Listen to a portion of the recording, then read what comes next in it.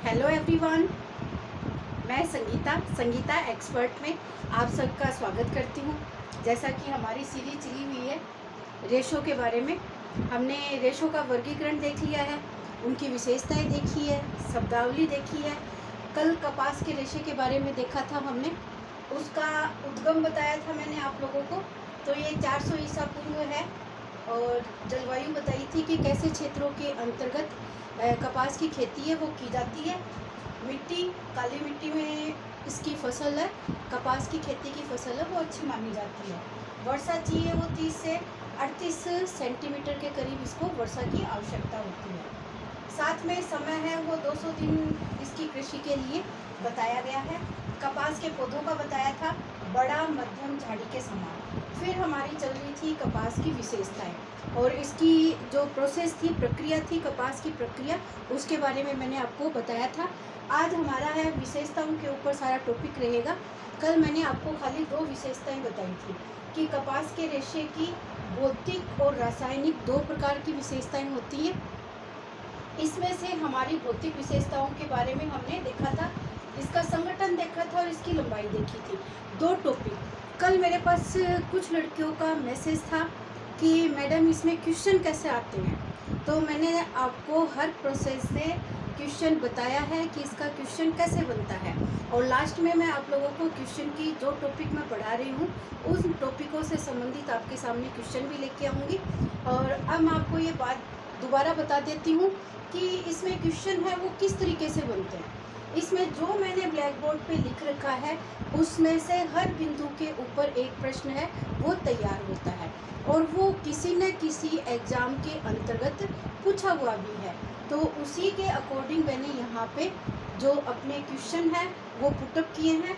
जैसे ये प्रश्न भी आया हुआ है कि कपास की खेती के लिए कौन सी मिट्टी है वो सबसे बढ़िया मानी गई है, इसके लिए वर्षा कितनी आवश्यकता होती है, इसका समय है वो कितना दिन का माना गया है और इसका उद्गम स्थान है वो कौन सा माना गया है। सबसे पहले भारत के अंदर ही कपास की खेती का प्रारंभ किया गया था, इसलिए कपास का उद्गम स्थान है वो भी हमारा क्या है, भारत ही माना गया है। अब यहाँ पे विशेषताओं के ऊपर प्रश्न बहुत सारे बनते हैं, जितने ज़्यादा प्रश्न हैं वो इन विशेषताओं के ऊपर ही देखे जाते हैं। अभी 2018 का आपका फर्स्ट ग्रेड का पेपर हुआ था, उसके अंदर इस प्रत्यास्था के ऊपर प्रश्न पूछा गया था।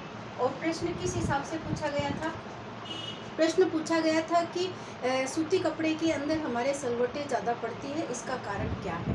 तो इसका कारण क्या है, प्रत्यास्था है, क्योंकि सूती रेशे जितने भी हमारे हैं उसके अंदर प्रत्यास्था का अभाव पाया गया है और इस प्रत्यास्था के अभाव के कारण ही कॉटन कपड़ों के अंदर जो सलवटें पड़ने का कार्य है वो सबसे ज़्यादा देखा गया है। एक बार पहनने के बाद हम दोबारा इसको धो के प्रेस करने के बाद में ही पहन सकते हैं, तो ये इसकी प्रत्यास्था का गुण है। प्रत्यास्था की विशेषता मैंने आप लोगों को पहले ही बताई थी शब्दावली वाले में। इसका बताया था कि जैसे कपड़े को हम बढ़ाते हैं और वापस छोड़ देते हैं तो वो वापस अपनी पूर्वाकृति में आ जाता है, तो उसे हम क्या कहते हैं, प्रत्यास्था कहते हैं। और इस सूती कपड़े में आप देख सकते हो कि प्रत्यास्था का जो अभाव होता है उसका सख्त अभाव होता है। इस कपड़े को हम इस तरीके से अगर बढ़ाने का प्रयास करें तो ये बिल्कुल नहीं बढ़ता है, तो छोड़ने की बात तो दूर रहती है। तो इसी कारण जैसे ये क्वेश्चन भी बना हुआ है, यहाँ पे इसका क्वेश्चन ये भी बना हुआ है, जैसे मैंने कल बताया था संगठन कि कपास के रेशे में किन किन चीज़ों का संगठन होता है। तो क्या बताया था मैंने, कार्बन, हाइड्रोजन और ऑक्सीजन, ये तीनों अणु मिलके क्या करते हैं, कपास के रेशे का निर्माण करते हैं। इसका सूत्र भी पूछा जाता है C6H10O5, ये इसका कॉम्बिनेशन है जो मिलके हमारा क्या करता है, कपास के रेशे का उत्पादन की प्रक्रिया को प्रस्तुत करने का कार्य करता है। कपास का रेशा कैसा है, ये सेल्यूलोज प्रधान रेशा माना गया है, ये प्रश्न भी पूछा हुआ है।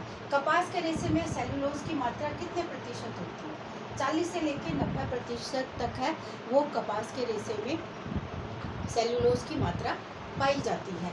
और जितने भी खाली कपास के रेशे में सबसे ज़्यादा सेल्यूलोज की मात्रा होती है। बाकी आप लीलन पढ़ोगे, जूट, हेम्प, जितने भी वनस्पतिक रेशे पढ़ोगे सबके अंदर सेल्यूलोज होता है, लेकिन उसकी मात्रा है कपास के रेशे से कम देखी गई है। तो इस तरीके से इनकी विशेषताएं हैं। हाँ, विशेषताओं के ऊपर जो मैं फैक्ट आपको बता रही हूँ उस फैक्ट के ऊपर आपको ध्यान देना है कि ये विशेषता किस चीज़ को प्रदर्शित करता है, और वही प्रश्न बना के पूछा जाता है। तो आपको पता है कि ऑब्जेक्टिव क्वेश्चन जहाँ पे भी आते हैं तो उसके लिए हमें बारीकी से पढ़ना पड़ता है। ये नहीं कि जब जैसे निबंधात्मक प्रश्न आ जाए तो हम उसका डिटेल किसी भी तरीके से कर सकते हैं, उसको करने में हमें किसी भी प्रकार की दिक्कत नहीं आती। और सबसे बड़ी बात तो ये होती है कि एग्जामिनर उस चीज़ को बहुत गहराई से नहीं पूछता है। लेकिन जहाँ पे ऑब्जेक्टिव टाइप क्वेश्चन आ जाते हैं तो वहाँ पे आपको एक फैक्ट है वो बिल्कुल सेम मिलेगा। अगर आपको आता है तभी उस चीज़ को आप है वो सही कर पाते हो। तो ऑब्जेक्टिव क्वेश्चनों को बनाए रखने के लिए, उसकी प्रोसेस के लिए हमें बारीकी से अध्ययन करना ज़रूरी होता है। इसीलिए हमें इन फैक्टों के बारे में अच्छे से जानना है कि ये चीज़ क्या होती है और क्यों इसके अंदर ये गुण है वो पाया जाता है। ये जो मैंने आपको गुण लिखे हैं, आप जितने भी रेशे पढ़ोगे उन सब के अंदर यही बातें लिखी जाएगी। लेकिन फ़र्क खाली कितना है कि ये विशेषता कौन से रेशे में ज़्यादा पाई जाती है, कौन से में इसका अभाव है और कौन से में इसकी है वो अधिकता देखी गई है, इतना ही फैक्ट है। तो आपको ये तो पॉइंट आपको याद हो जाएंगे कि क्या है, लेकिन ये आपको ध्यान रखना है कि रेशम में क्या मिलता है, ऊन में क्या मिलता है, सूती में क्या मिलता है। तो इन चीज़ों के ऊपर आपको गहराई से अध्ययन करना है, क्योंकि प्रश्न है वो इसी तरीके से देखे जाते हैं। अगर ये मेरा वीडियो लाइक आपको लगे तो इसको लाइक और सब्सक्राइब करना मत भूलना। इसको लाइक करो और ज़्यादा से ज़्यादा इसको शेयर करो, ताकि मैं आपको और ज़्यादा, क्योंकि मैं भी अपना कीमती वक्त है आप लोगों के लिए निकालने का प्रयास कर रही हूँ, इसीलिए आप लोग इसको ज़्यादा से ज़्यादा शेयर या कमेंट करें, ताकि मेरा उत्साह है वो आप लोगों के लिए नई नई वीडियो बनाने का निरंतर बना रहे। तो ये हमारी विशेषताएं दो हमने देख ली थी। आज तीसरी विशेषता इसकी हम देख रहे हैं। तीसरी विशेषता है अणुवीक्षणीय क्षमता। अणुवीक्षणीय क्षमता का मतलब होता है जैसे माइक्रोस्कोप्स के द्वारा हम किसी भी सूक्ष्मदर्शी यंत्र के माध्यम से देखते हैं, उस प्रोसेस को कहते हैं। तो सूक्ष्मदर्शी यंत्र के देखने से जो सूती का रेशा होता है, यानी कॉटन जो हमारे पास होती है, उसमें से जब हम उसको सूक्ष्मदर्शी से देखते हैं तो इसकी जो रचना होती है वो कैसी दिखाई देती है, रिबन के समान, घुमावदार रिबन के समान इसकी संरचना देखी जाती है। तो यही फैक्ट इसके बारे में पूछा जाता है कि अणुवीक्षणीय संरचना कपास की कैसी होती है। चौथी जो विशेषता है इसकी रंग और चमक से। आप कॉटन कपड़े के बारे में जानते हो, आपको सबको पता है कि कॉटन कपड़े का रंग और चमक है वो कम होती है। कॉटन कपड़े को जितनी बार आप धोते हो उसमें रंग भी उतना ही अधिक निकलने की संभावना वो बनी रहती है। धूप में अगर इसको सुखा दिया जाए तो धीरे धीरे धीरे करके इसका रंग है वो हल्का होता जाता है।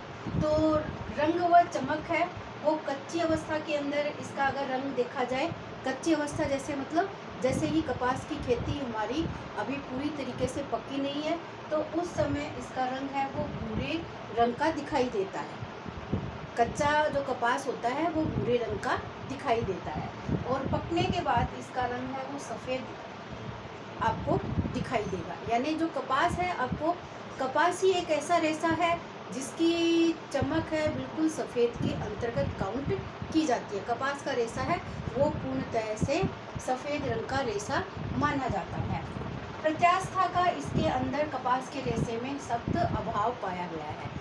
इसकी जो प्रत्यास्था के अभाव की हम अगर एक्सपेरिमेंट करके देखें तो ये सलवटें आती है कि कपास का जो कपड़ा होता है सूती हम पहनते हैं तो पहनते ही तुरंत उसके अंदर जहाँ से वो मुड़ता है बैठते हैं तो वहाँ पे इसके ऊपर क्रीज पड़ जाती है, क्रैश हो जाता है कपड़ा।